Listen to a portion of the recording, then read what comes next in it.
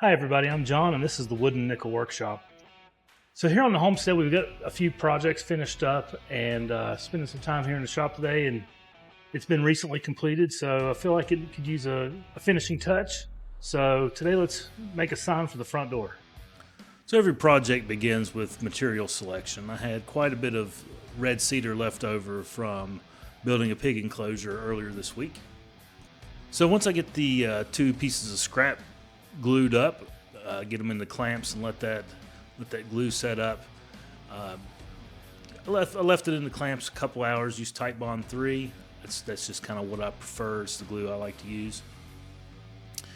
So get it out of the clamps, and I like to keep an old chisel that's not really good for anything around, and use it to scrape off any squeeze out I get from my glue. I wouldn't want to use one of my good chisels for that. After that, we head over to the bench joiner to get a nice square edge on one side so that we can continue the milling up process for this panel.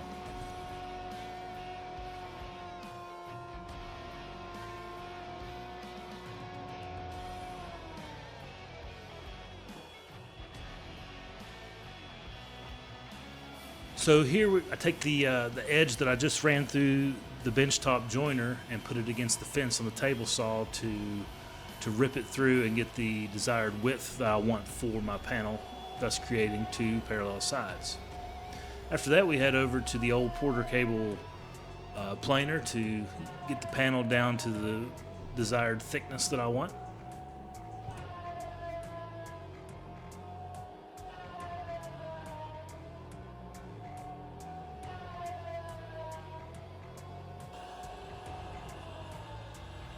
And it's time to head over to the miter saw to cut off the planer snipe that inevitably occurs whenever you use the planer, especially when you're planing short pieces like this.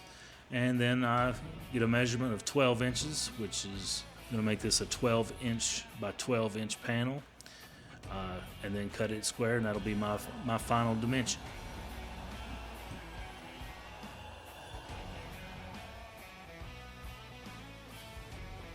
So since I have a 12-inch by 12-inch panel, I'm able to use my speed square here to find the dead center.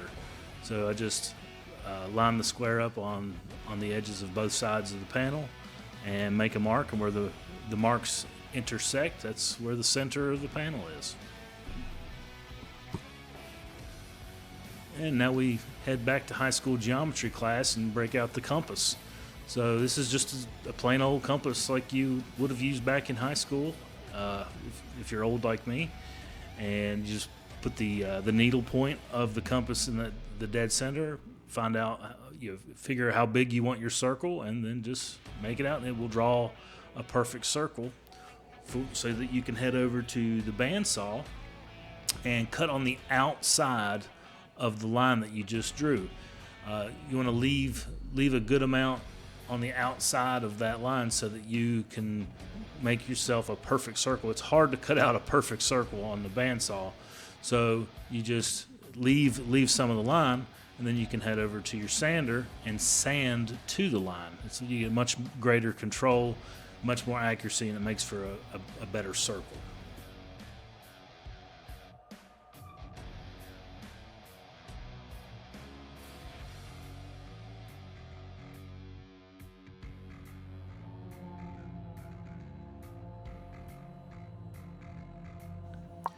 And with any project, there's the inevitable sanding.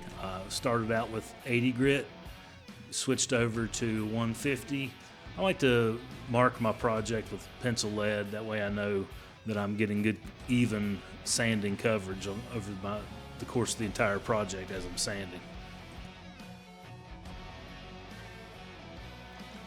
I knew I wanted to put a decorative edge on this. I decided for a pretty simple one. I went with a 45-degree chamfer, so I just loaded the bit up into the palm router and put a chamfer just on the edge of the project.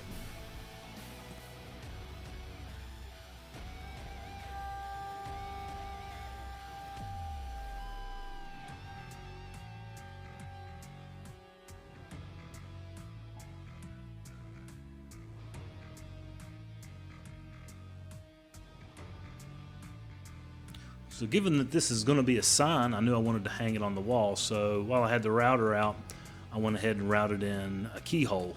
That way it can hang up very simply with just a screw in the wall. So anytime I transition from, the construction of a project to finishing type stuff, I like to clean up. And here you see we got the laser engraver at work. Laser engravers are really great to have in your workshop. They add a certain level of customization. You kind of set it and forget it and let it do its thing. And it can really increase your sales if you're in the, whether you're doing it as a hobby or you're trying to go to markets and so forth, because it adds a certain level of customization and professionalism to your projects, and they're pretty neat to use.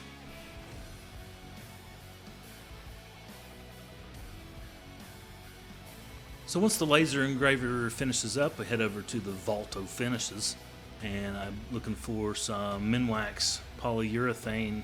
This one's it's water-based, but it's oil modified. I saw it. I wanted to give it a try. I hadn't seen the product before, but after using it, it dries very, very quickly, and I'm a big fan of that. So just applying it with a sponge brush, going with the grain of the wood. Ended up doing a couple coats with and sanding in between, and as you'll see, I believe the project turned out really nice.